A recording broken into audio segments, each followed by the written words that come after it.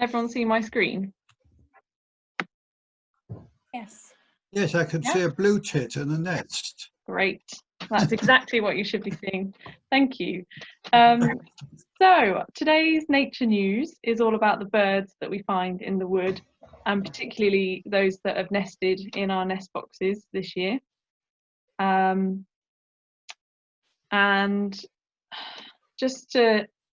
I didn't actually think until just now about our most interesting birds, as we were talking about everyone's favourite birds. So we have woodcock, which are really exciting, and marsh tits. We've got a lot of marsh tits. You don't get them everywhere. And the most exciting one for me is the hawfinch. So in the winter we get we have had the last 3 years since I've been there, a big population of hawfinch come in, and they love the hornbeam seeds in the wood. So that's the reason that they come. They're quite elusive, so if you arrive by car, they tend to fly off and spend the rest of the day somewhere else in the wood. So it's only when I've stayed over that I've seen them in the morning. And I think Julie just about saw a couple one day when we were had a meeting inside. So I'm not a wildlife photographer, as you will see from my photos. So unfortunately, I don't have any nice photos in the wood. We are looking out for a wildlife photographer to come and get some good pictures of our birds and butterflies and things. So it's potentially a volunteer role. So if anyone knows of anyone interested, please pass them on to us. And I was just going to mention that you don't always have to see birds up close to identify them. So Martin was talking about his tawny owls. You hardly ever see a tawny owl, but most people would recognise the call of a tawny owl.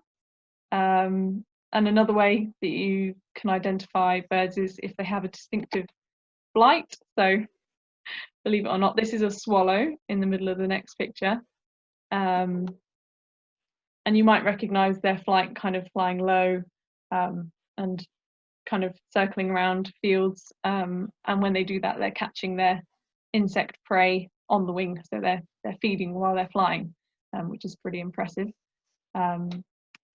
And another way to identify birds without seeing them is signs that they leave behind.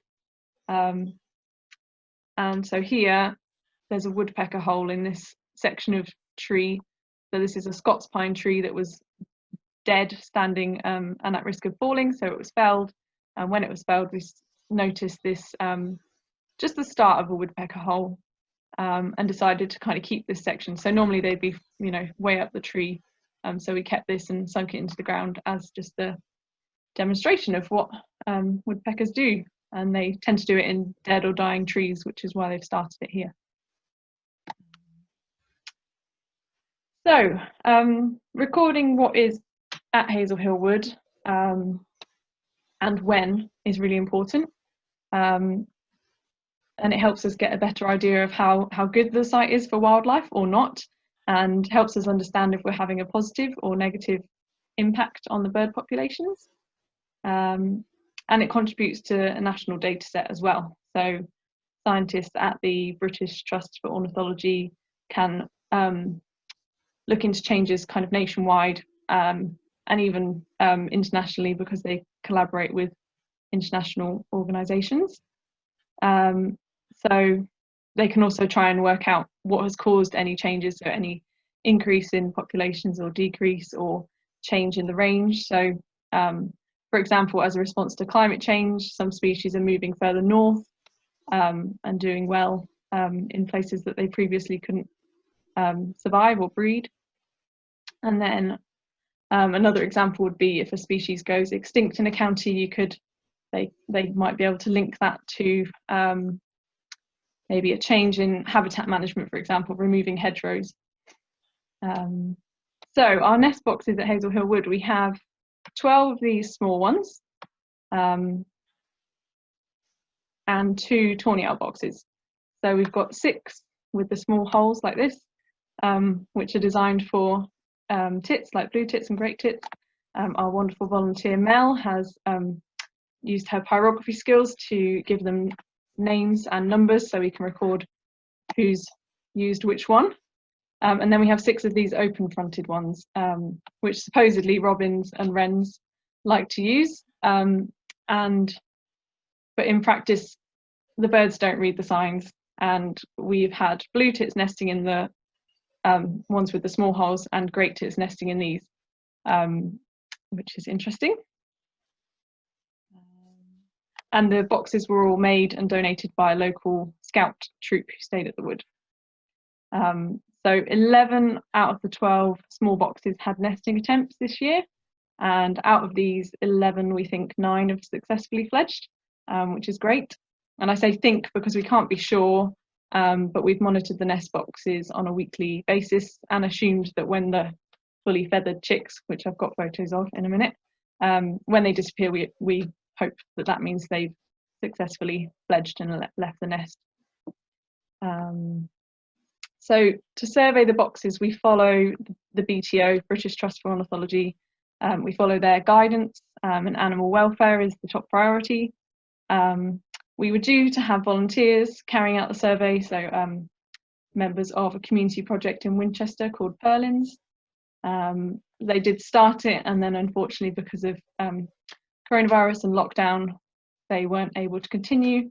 But luckily we didn't have to just stop for the year. It's not a solo task due to the ladder use, but my boyfriend kindly agreed to do it with me as a volunteer, as part of my work in the wood that can't be done elsewhere, can't be done from home.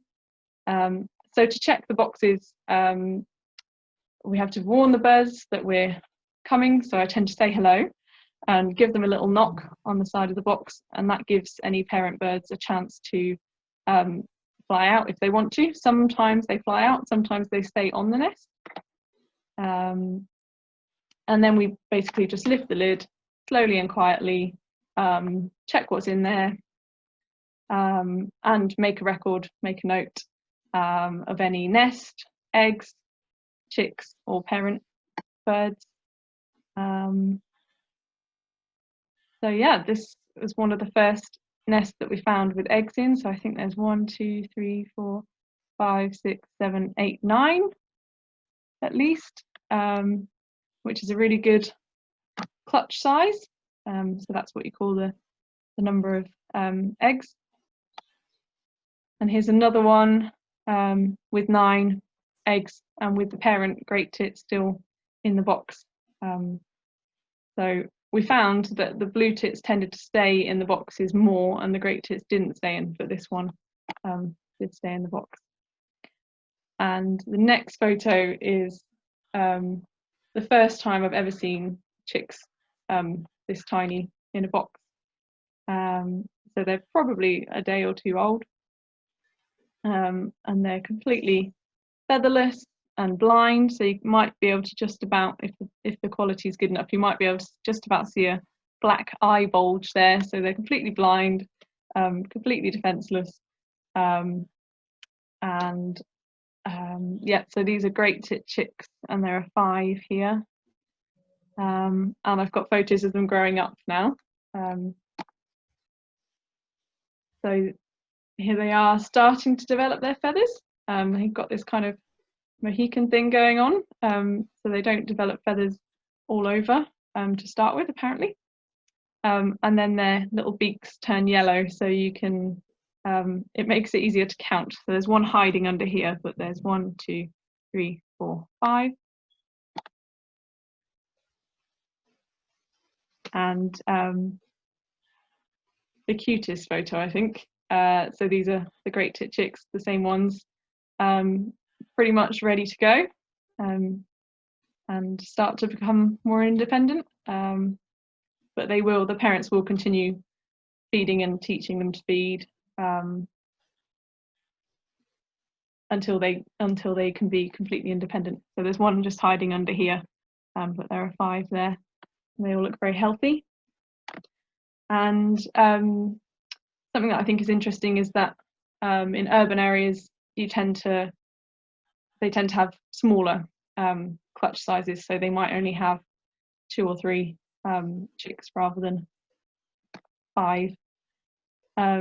This is my this is just incredible. I think these are blue tits, and I'm pretty sure there were 11 in this nest, which is huge. And the reason, sorry, I should have explained, the reason that you tend to find that birds tend to have smaller broods in towns and cities is just the availability of food. There's a lot more bugs and whatever they eat in the countryside than in cities. And finally, this is one of the tawny owl boxes, quite high up in the tree, but I kind of prepare yourself for climbing up this ladder, and obviously having someone else at the bottom holding it steady, or being, you know, holding it secure. And this is a perch pole, so when the chicks come out of the nest, I read the advice, they should have branches around so they can hop around, and they can also use this to hop around. They may end up on the ground, but the parents will look after them. Good bit of advice, if you didn't know, if you ever find a baby bird, pretty much always leave it where it is, and its parents will come and feed it until it's able to look after itself. There are some exceptions, like if it's by a road, then, you know, move it a bit. Birds don't really have a very good sense of smell, so you don't risk the parent just abandoning it because it smells of you. That doesn't happen with birds. But like with many things, if you're not sure what to do, just Google it. And the RSPB and the BTO and various wildlife hospitals will tell you, don't take a bird from the wild because it has a very low chance of survival if you try and look after it yourself or take it to a wildlife hospital. So the tawny owl boxes, we have seen an adult, a single adult, around this box since I think just a month after it was put up in September, October 2018, and they didn't nest last year. They quite often apparently don't nest in the first year, but this year, very exciting, we had 2 tawny owl chicks.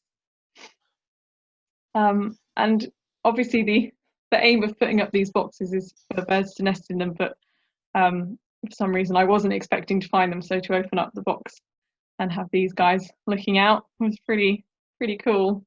They didn't seem too bothered. They actually started closing their eyes and going back to sleep after about a minute.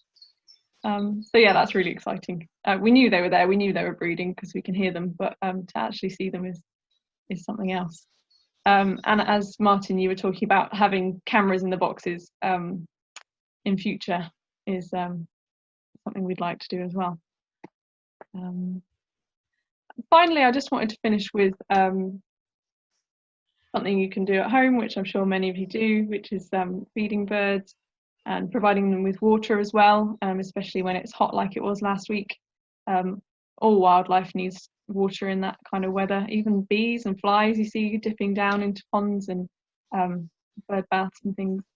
So I got this window feeder last year, and it's one of my best buys ever of anything. It's literally here on my window, and I get mostly blue tits, great tits, cold tits, robin, nuthatch, and more recently greenfinch and great spotted woodpecker. It's tiny, but they managed to land on it. I've actually got the tail marks from a juvenile great spotted woodpecker kind of smeared across the window, where it's so big it's kind of holding on and bracing itself against the window. So yeah, you can get these window feeders either in garden centres or online. Highly recommend it because you can literally be face to face, and if you don't move, they don't seem too bothered about whether you're there or not. So I hope you learnt something about birds, and now I'm going to pass over to Julie for our wellbeing exercise. If you've got any questions about birds, you can either put them in the chat, or we'll have time later on before the end of the session to ask those questions.